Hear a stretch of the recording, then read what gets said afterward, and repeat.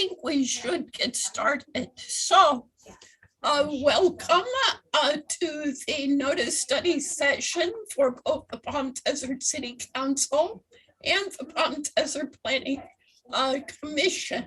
We have a quorum of both bodies present, and let me thank our planning commissioners for the work that you do on behalf of our community as some of our busiest community volunteers. It's greatly appreciated. And Todd, would you like to introduce our study session? Certainly.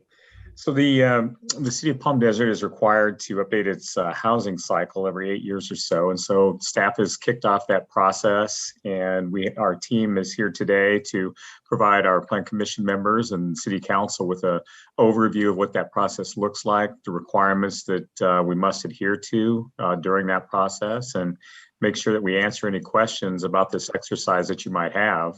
I believe, and then I'll rely on Eric and his team to take us through what timelines need to be met. And I'm going to kick it over to him and Jessica and Nicole at this point. Thank you, Todd. Good evening, Mayor, members of the City Council and the Planning Commission. Eric Seha, Deputy Director for Development Services. With me today is Jessica Gonzalez, our Senior Management Analyst who oversees the city's housing division, as well as Nicole Christ with Terra Nova Planning and Research, who is working on the city's housing element now. Today, we'd like to present information related to the housing element that we've been working on for the past year. Specifically, we'd like to focus discussion on some of the sites that are identified in the housing element for affordable housing in the future, as well as some of the policies that are under consideration in the housing element. As we go through the presentation, if questions come up, we'd like you to ask them at that time. That way we can get you the answers that you're looking for. But really at this point, I'd like to turn it over to Nicole Christ to go through the presentation, and then we can answer any questions that come up for you. And let me just suggest, Eric and Nicole, that you take questions as people raise their hands without waiting for me to call upon them. Understood. Good afternoon, Madam Mayor and members of Council, Madam Chair and members of the Commission. I am going to share my screen and make a short presentation. And those of you who have seen me fail at this before, please excuse my technological limitations. I am hoping you now see a PowerPoint and it now fills your screen. As Todd and Eric indicated, we are on a mandated update schedule for our housing element. And we last updated the housing element for the planning period from 2014 to 2021. And we are currently planning for the period from 2022 to 2029. The housing element is required in the general plan, and it is the only element in the general plan that requires both a scheduled update and an approval by the Department of Housing and Community Development. The balance of our general plan is entirely at our discretion, but the housing element requires approval by the state. The purpose of a housing element is to allow the city to facilitate the development of housing for all sectors of the community and all economic and social segments of the community. The city is not required to build this housing. As both the Planning Commission and the City Council are aware, the city has for many years supported affordable housing and currently owns just over 1,100 units that it manages and operates. Some basic statistics particularly for the Planning Commission, because we haven't met with you previously on this. Our 2019 population was just under 53,000 with a median age of 53 years. We are all getting older, I'm afraid. We have just over 24,000 households with a median household income of $57,500, which is below the county median, which in 2019 stood at $66,964. Palm Desert has a high worker population. 41% of the population works. And it also has a very good, for the valley, a very good, what's called the jobs housing balance. That is that 39.6 of residents work in the city in which they live in Palm Desert.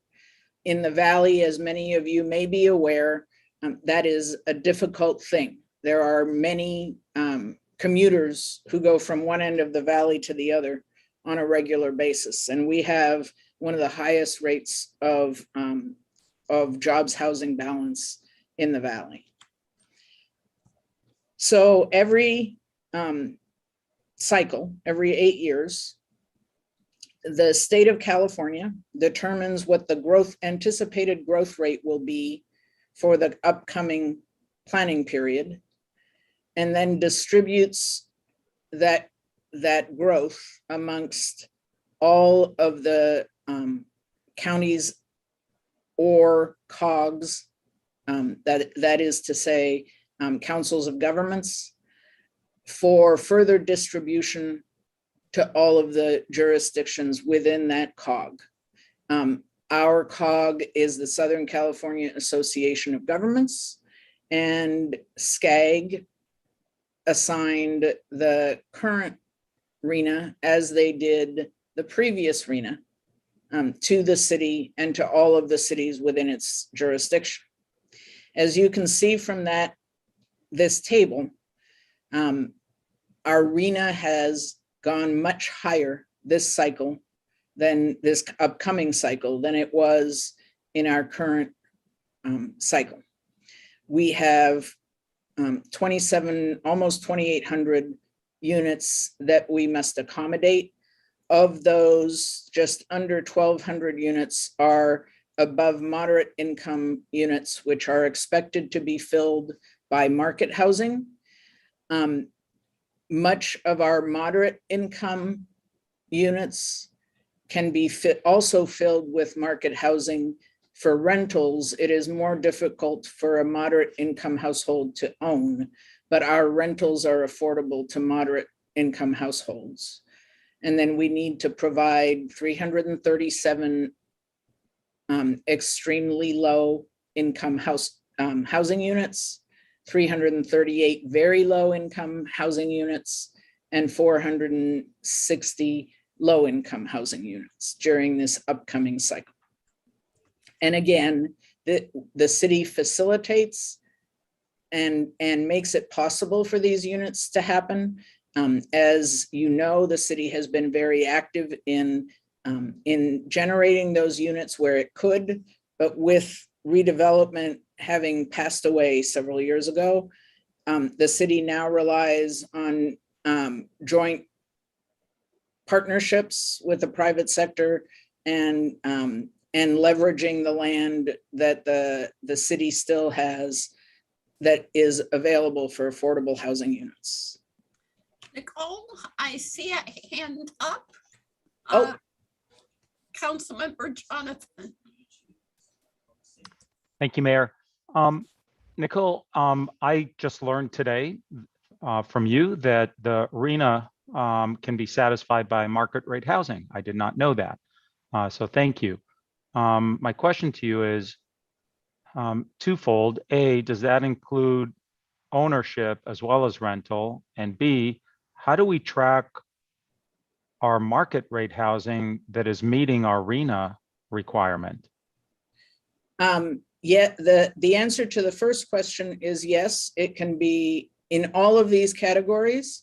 It can be either ownership or rental. And for example, the city is working with CVHC for some self-help housing that will be for low and very low income households. Those will be ownership units. They're sweat equity units. And then average household, moderate income household can afford most rents for apartments in the city. We did a survey as part of the housing element update. We track above or our market rate housing, we track through building permit issuance. So annually, the city is required to report on its housing production. And for restricted units, that goes through a combination of building permits and activity of the housing authority. And for market rate units, those are based on building permit issue. Thank you. And I am watching the screen better now, Mayor, so I would ask if Councilwoman Harnick has a question. It's just real quick. Can you go back to the previous slide just for a second? I just wanted to get something out of that.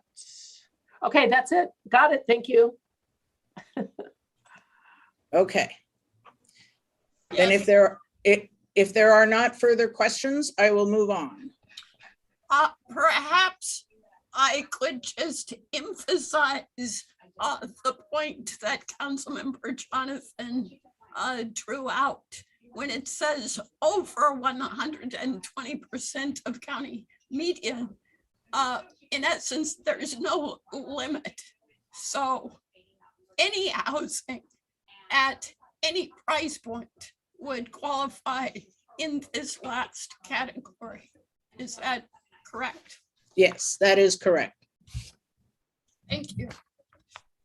And we will look at household incomes in a few minutes. I have a slide on that to clarify a little bit what these categories mean.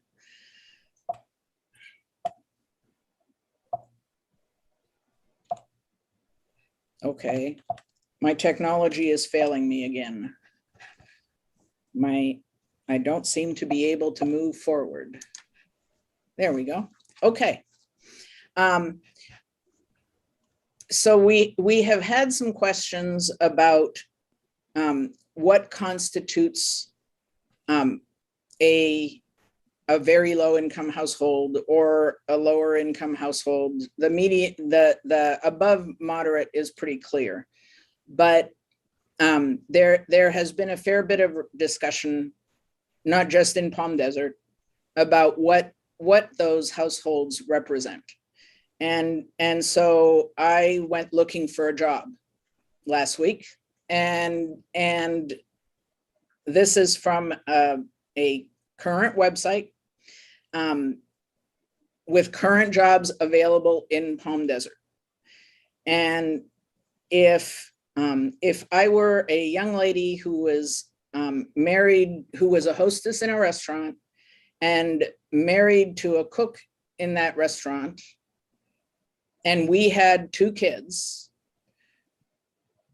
we would be considered a lower income household because we would be a family of 4.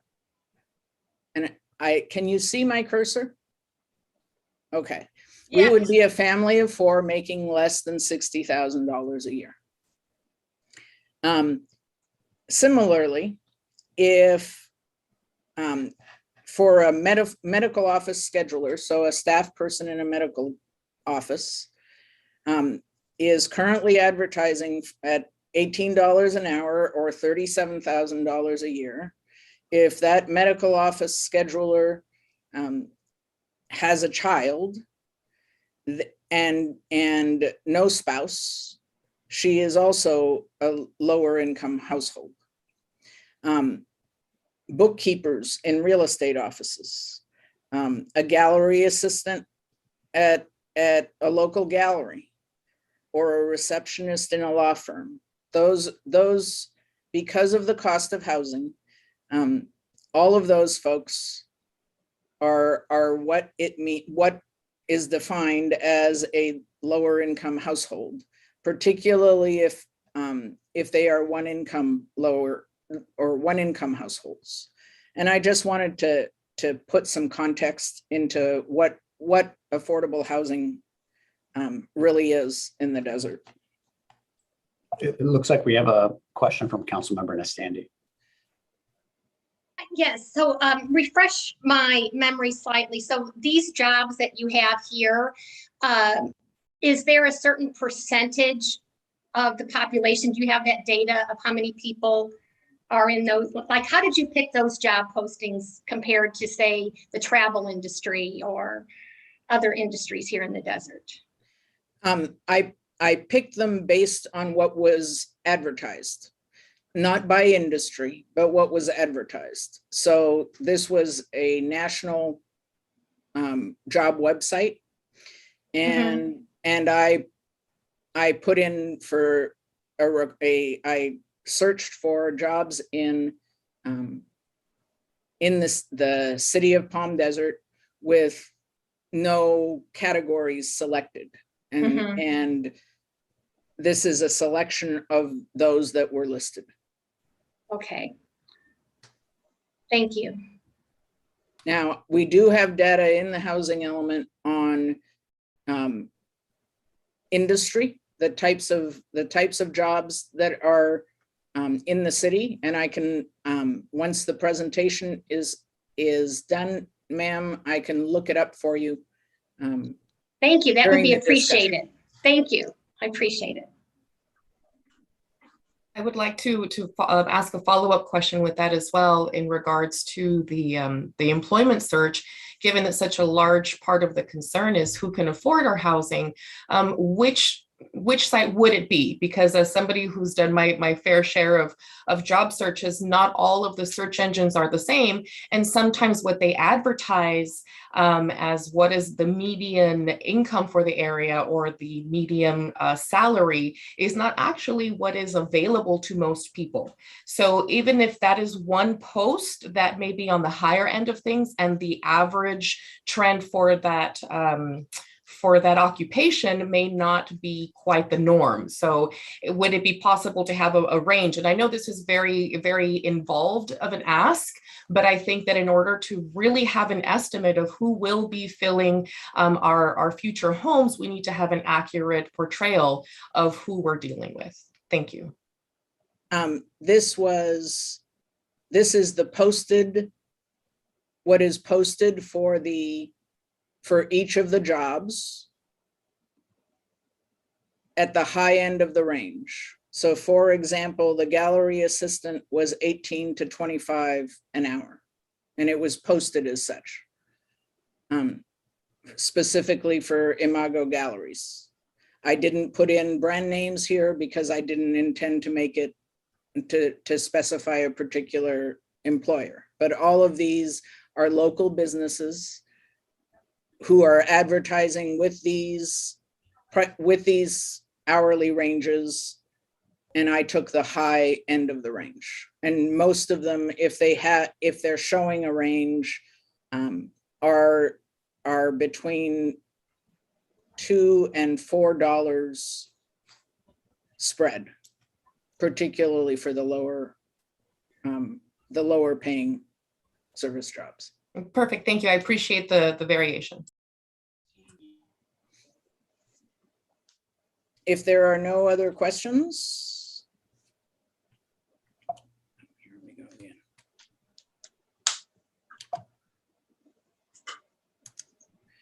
Okay. We have a number of projects that are working through the entitlement project process in the city. The agency is just was able to receive entitlement for what is now 269 units for a privately developed project on Gerald Ford Drive, and is also working on 240 units at Dinosaur and Portola that is under contract with a developer, but in the early stages. There is a minimum of 28 units at the old Sagecrest Apartments site at Santa Rosa and San Pascal that is proposed. a total of 384 units right next to the Cantera Apartments project. It was referred to for a long time as Cantera 2. And of those, 61 are reserved for lower income households. There is a specific plan proposed and still working through the process by a private developer at the city's western city limit at Key Largo and Dinah Shore that is expected to include 200 units of lower income housing. And as I mentioned earlier, the 14 self-help units on Merle near Cook Street that CVHC is currently working on. And as I indicated at the beginning of the presentation, the city continues to work with the development community to enable affordable housing projects. Oh, I'm sorry, Mr. Jonathan.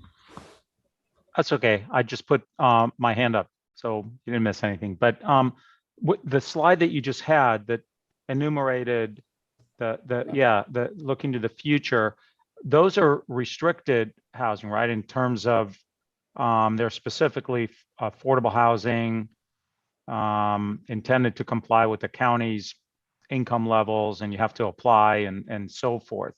But in addition to that, we not all of them. No, but the ones, and that's my question, is like, as we look at the slide, some have partial, some have total. But my question is, in addition to that, back to the earlier point, we are looking at a number of developments that would offer housing that is, as we call it, housing that is affordable. So some of those may fit into RHINA as well, if I understood you correctly, because whether they're for sale or rent, the people occupying them may fit those income levels. Is that correct? Am I understanding this correctly? Let me clarify. If for the city does not need to deed restrict moderate and above moderate units generally. For lower income units, in order for them to be credited to our RHINA, they must be deed restricted to allow either low, very low, or extremely low income households. Perfect. So there is a difference in how we calculate the RHINA based on the income levels. Excellent. Thank you. Okay. We added this slide because we wanted to look at we're gonna look at the inventory in a moment, and both the Planning Commission and the City Council will see that the majority of sites in the inventory are located north of Frank Sinatra, and that is primarily because that is where the city still has vacant land. There has been some concern regarding a concentration of units and the potential for a concentration of units in that part of the city. And so we did some basic calculations. We have in total north of Frank Sinatra from eastern to western city limits, we have just over 2,000 acres of land. And those lands are designated in a number of land use designations in our general plan that have a broad range of density in our general plan. And so we calculated for the lands that allow residential, we calculated the potential units on vacant acreage altogether at the low end of the range, at the high end of the range, and at the middle of the range. And those are the last three columns that you see on the right side of the table. On that basis, the north end of town will generate somewhere between 10,700 housing units and 54,000 housing units. And we also know how many units we have in our inventory for, and that is the bottom of the table, for very low, low, and moderate income units. We have a total of 2,030 units that need to be accommodated, and those represent would represent 18% of the units, the total units, if 10,000 units are developed, 3.75% if 54,000 units are developed, and 6.6% if 30,000 units are developed. So there is, and by comparison in the rest of the city, the 1,100 units that the agency owns represent 3.5% of the total housing units that currently exist in the city. So these numbers do not really represent an overconcentration. I think it is unlikely the city will develop at the low range, just on the basis of the kinds of projects that are processing now through the city that are a higher density. I think that the mid-range is a credible number. It literally is the middle density for each of the categories. For the more intense lands and the area where we have the most designation, which is the town center neighborhood, that calculation for the mid-range is at 22 units to the acre, which is pretty typical of the apartment type projects that the city is seeing currently. And that was just approved for the project on Gerald Ford. So we just wanted to provide some context for vacant acreage versus the number of units proposed under the RHINA to be accommodated. So altogether, oh, I'm sorry, Mayor. Real quick question. Thank you. That was extremely helpful to have some hard facts on this point. You compared these percentages to what the percentage that the 1,100 city-owned affordable units account for in the rest of the city. But am I correct that the rest of the city has additional affordable housing, which is not part of the 1,100 that the city owns? That is correct. So if we want to compare apples to apples, that number would actually be something higher than 3%. A little bit higher than 3.5. The agency owns the majority of projects in the city, or the housing authority operates those projects, the majority of projects. It would probably be somewhere in the 4 to 4.5% range if we added private projects. Would it be possible to also get that breakdown so that we know exactly where that lines up, so we're not tempted to assume that other agencies may be able to pick up some of that slack? You'd like to know what other units? How those units that are not under the housing authority, how those units that are external still factor in. So if they're still available as affordable housing, although they are not for the city of Palm Desert, I want to be sure that we know how they all count and where they attribute, and to be sure that we're not expecting that there will be someone else's boom to be sure that there will be affordable housing.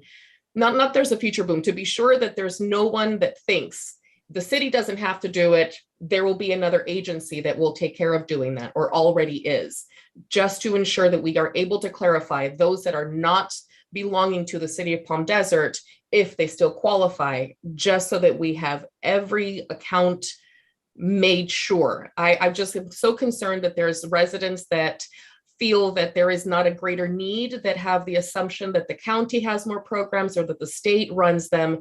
So as the conversation came up about who else owns affordable housing, that we're able to see across the board where all of these things fall. And that information is also in the housing element, and I will try to find it after the presentation is done. The city is unlikely in the future to own a lot more units because the city does not have the resources any longer with the passing of redevelopment to build the units itself. And that is why we are seeing private projects being proposed and developed. Those private projects still will deed restrict and still will apply to our RHINA. They are credited to us for affordable housing. Thank you.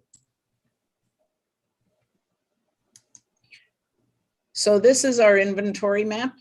And I've broken it down, the two insets separately. Altogether, we need to provide 1,596 units for very low, low, and moderate income households. Obviously from the aerials, you can see that there are very few blank spaces on the south end of town, and that there is lots of blank space for vacant land on the north end. And to give you a clearer view,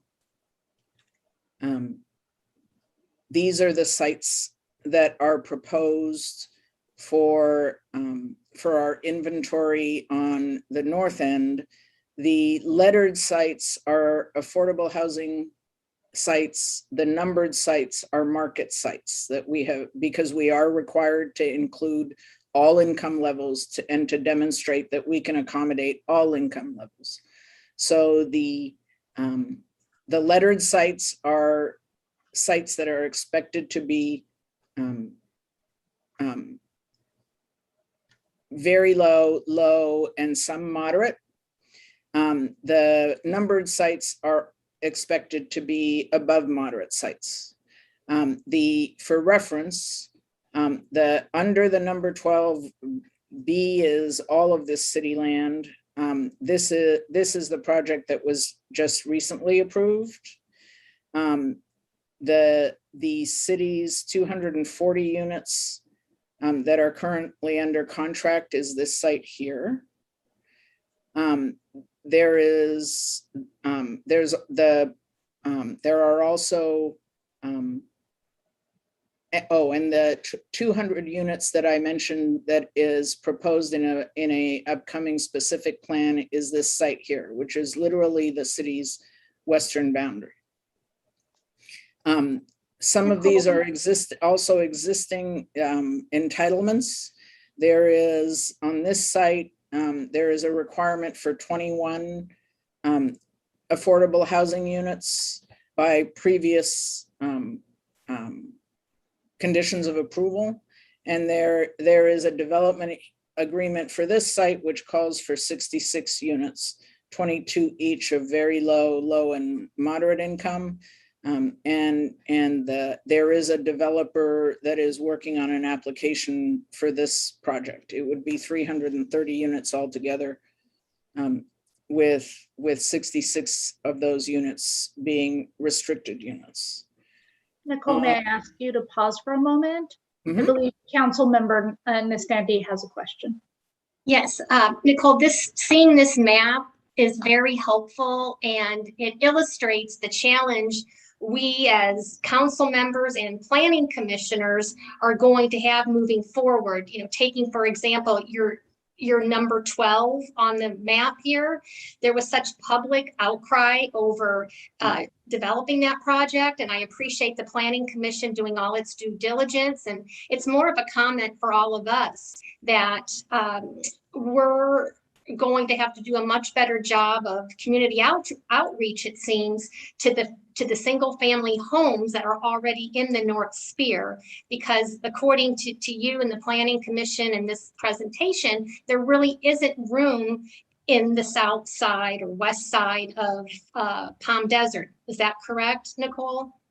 The south of Frank Sinatra, there is very little land left, and assuming that the city's intent is to maintain the open space areas on the very south end of the city for open space purposes, and not get into a discussion about hillside development, then the only vacant lands left are these areas that you're seeing here. And just for reference, because when I start working on inventories, I start looking at desert land with great envy. This here is Monterey, and this side of Monterey, these beautiful vacant pieces are in the city of Rancho Mirage and not ours. Otherwise, we would have gone there too. And could I just feature something though before Councilmember Quintanilla's question? Do I have it correct, Nicole, that the numbered sites are market rate sites? It's just the lettered sites that are affordable housing? That's correct. And 12, if I could just finish this, 12 is actually the Montage development. Do I have that correct? That's correct. The So, 12, and we will correct this we were looking at this morning and it's not as clear as it could be. 12 has this little line to it. And this is the piece that GHA development got approval for a couple of months back, for which will in essence fill in the single family residential cul-de-sacs that occur all along this stretch. And the affordable housing project that was just approved is here, Councilwoman Nistandi. It's under the 12, but it's next to the Montage project. But I want to make sure that everyone did not miss the point of the prior slide, which is that we aren't just proposing to dump affordable housing in the North Sphere because that's where there's space. The end result is a proportionality between affordable housing and market rate housing, which is pretty close to what exists in the rest of the city. So how we tell that story is pretty important. Councilwoman Quintanilla, I think you put your hand up first, and then Councilman Jonathan. Yes, thank you. I was just wondering if staff has had any long-term thought into the idea of mixing or having additional, now that we are going to have the first mix of business and residential. So where we have commercial and residential, as we look at redeveloping different market plazas and try to revitalize different growth areas. Is that something that staff has considered? It is something that we have considered, with our current zoning code. Many of our commercial properties lend themselves now to mixed use. However, in preparation of the housing element, we have to identify sites that we think will be, let's say, reconstructed, rehabbed, or changed in the next 8 years that could accommodate housing.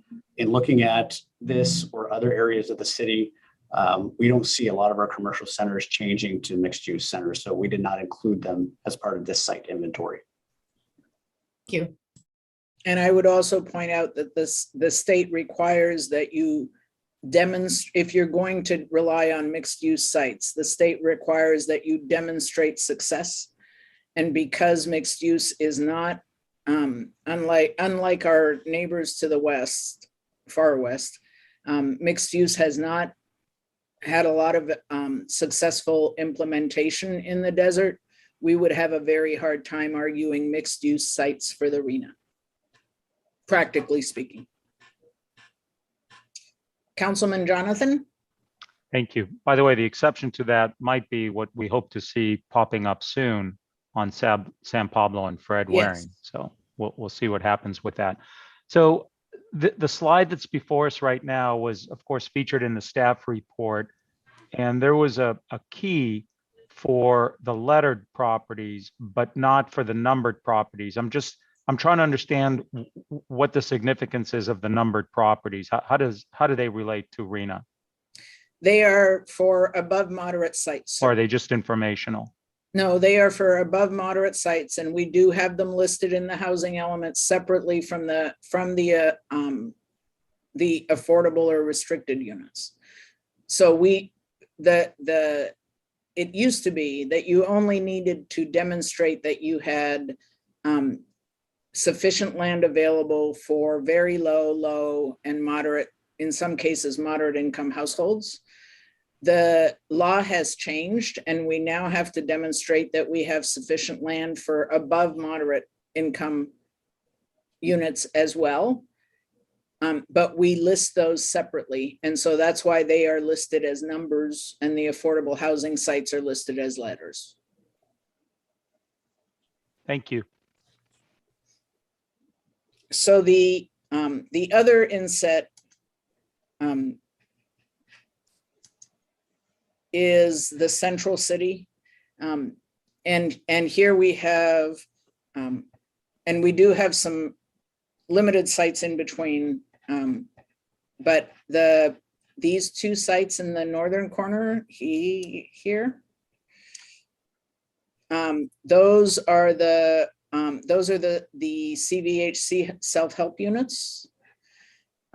We also are including land here, particularly because of its access to COD, transit, and close by jobs along the Highway 111 corridor.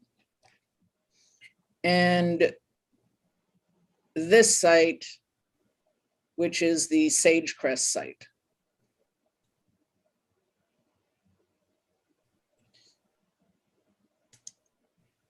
So we have, we wanted to go over some of the key programs that we're looking at for this element. There are not substantial policy changes, but we are focusing on encouraging and facilitating projects that are in our inventory and how to get them accomplished so that we can help our RHINA. And these are sites, well, that we've discussed before, but these are 3 private party sites that are proposed in the inventory that we will continue to work towards having partnerships or encouraging private development to build these units. And that has been included as a program in our draft element. We've also included the city projects that we know are moving forward, and included how we're going to incentivize or push these projects forward so that we can assure that the units get built during the planning period. And that includes the new project on Gerald Ford, the Sagecrest reconstruction, and the city site that I pointed out on the inventory that is on the west end of the Millennium Project.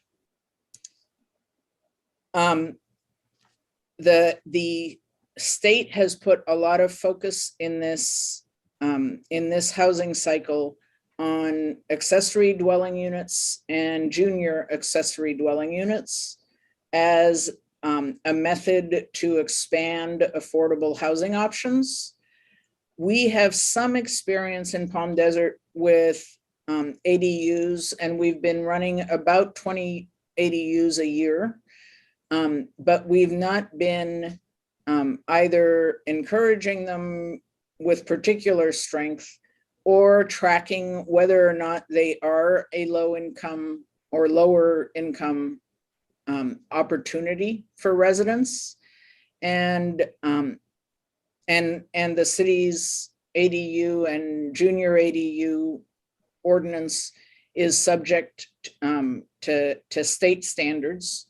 And so we will be proposing a program that will establish and allow the city to track whether or not ADUs are affordable units and whether they can be applied to RHINA as well.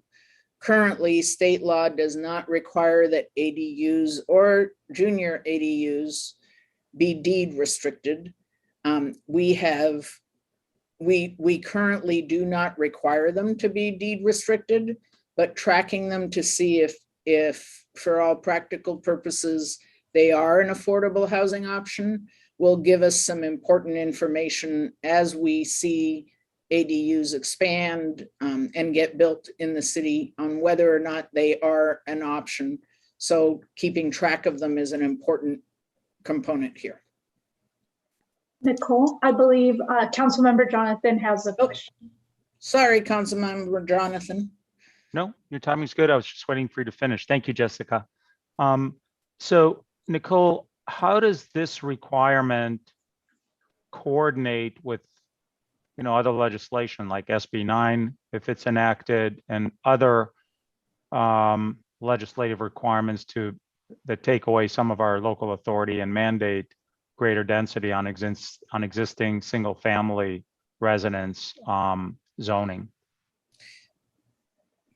SB 9, assuming it isn't signed into law, is in many ways an extension of the ADU legislation. The ADU standards came in 3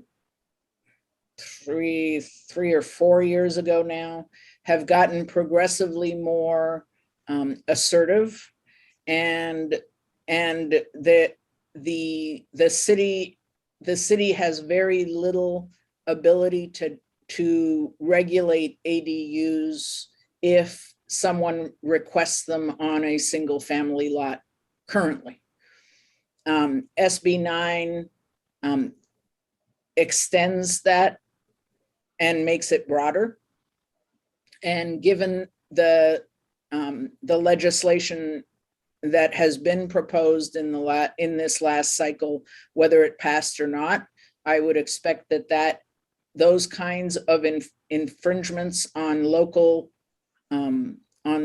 control are likely to continue. That's my professional opinion. That's not a matter of fact. Yeah. Okay, thanks.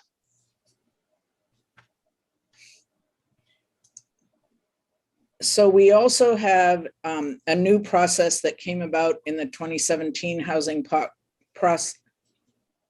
package that is often referred to as SB 35 affordable housing projects. We are mandated to process SB 35 projects if they come through, but the state wants us to establish a process and a pre-application and make sure that those requirements are in place if we get a SB 35 project. And an SB 35 project is a affordable housing project which complies with general plan and zoning numerical standards and agrees to build on under prevailing wage and does not have significant environmental issues associated with it, particularly with historic resources. And it limits the city's ability or it prescribes would be more accurate. It prescribes the city's processing of that project and requires that from the time the application is submitted to the time the project is approved, the city has 90 days to complete that process. And so although we have not seen SB 35 projects in Palm Desert, I have been involved in them with my other hat in other communities. They are generally smaller projects that are that do not involve the kinds of numbers that many of our sites are likely to generate, and that are entirely conforming with city standards, and plan to be financed by public agencies so that prevailing wage will apply, and that is most often through tax credits. So the state requires that we have an SB planning process in place. And so we will be proposing for the Planning Commission and the City Council that program. So our next steps, we will be posting, we have had multiple study sessions and workshops. We will be posting the draft element, which has revisions per HCD's first batch of comments for a public review period. We have already notified the affordable housing development community, all of the folks that we invited to our previous workshops, and notified them of both this study session and the posting of the element. Eric will be receiving comments. He has the designated email. And when that is complete, we will submit our second draft, including any changes that reflect public comments for HCD's second 60-day review period. And we are most hopeful that we will secure conditional certification, as it's called, from HCD with our second submittal, and would plan on being to the Planning Commission in December and the City Council in January. And we do have a deadline that we will not mess with, and that is that under a separate section of government code, if the city has not adopted its housing element by February 15th of next year, the housing element cycle would go from 8 years to 4 years. And so we will keep you on your 8-year schedule and make sure that you're adopted by February of next year. And that concludes my presentation, Madam Mayor. Well, a hearty thanks to staff and to you for keeping us on track and for this excellent information. I'm sure as it percolates, additional questions will come up and we can funnel those through staff. So seeing no hands, I'll close this study session, and council members, I think our closed session is reasonably light. So let's start that at 10 minutes after 3. Thank you very much. Thank you. Thank you. Hi, everyone. Thank you, Planning Thank you, Commissioners. Nicole. Thanks for having us.